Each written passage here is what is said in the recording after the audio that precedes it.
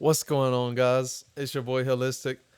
This week we got another newsletter, but before we dive in, if you haven't already, go subscribe on my YouTube channel. That's where I post these newsletters and some beats and content like that.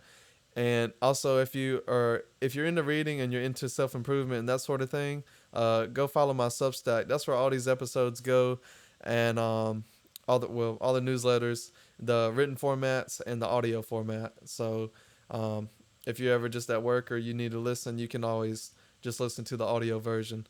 But any support helps, and I appreciate it a bunch, guys. So, without further ado, let's dive right in. This week's episode is called Distracted by Distractions. Can you remember a day without distraction?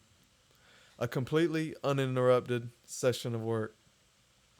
It feels like a rare moment to find yourself in a state of flow and focus on what you intended to do. At any given moment, our attention is constantly being pushed or pulled. The constant push of things we don't need daily, the pull of not being able to exercise control over our minds. We don't have to try to be distracted in the digital world. It just happens. It's as if we lost the ability to focus on the moment in front of us. I know you know what this is like because I certainly do. Every day we are faced with advertisements that signal to us that we are not enough with what we have or how we look.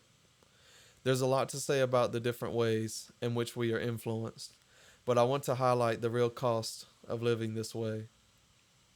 The fact is, we are sacrificing our future when we decide to be consumed by everything around us. Scrolling on IG instead of posting that reel you've had in your head for weeks. Choosing to overspend for pleasure over investing for an emergency cushion. It's not about never getting distracted though. We are human. The problem is when distraction becomes the default. When days turn into weeks of reacting instead of creating, or planning instead of creating, or trying to make things perfect. The real trade off isn't just wasted time, it's momentum. Every time we give into distraction, we're teaching our brain that short term comfort matters more than long term growth. One scroll doesn't seem like much, and neither does a skipped habit. But stack them together, and suddenly a year's gone by, and you're still in the same place. But the flip side, focus works the same way. A single day of deep work does not change your life, but string together enough of them, and you build the kind of future that distractions can't beat. One day of focus won't change everything, but it will change today. So start there. Guys, let me know in the comments what you guys have been focusing on either this week or just any time here lately. We're going to finish off strong with the quote of the week. And this one is from Naval Ravikant. It goes like this: If you want to make the wrong decision, ask everyone. This is super powerful. People don't know your gifts, they don't know your talents, and they don't know your inclinations.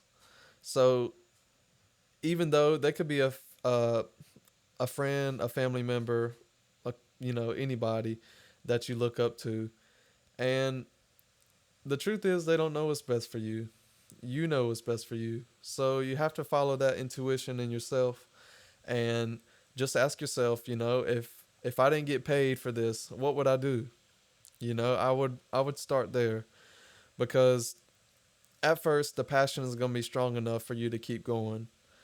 I think over time passion will inevitably fade. It depends on the person and it depends on the craft really, but I just thought this was super good because chances are you'll be living the life through other people or that other people would want for themselves. So stay strong, guys. You got this, and I'll see you on the next one. Peace.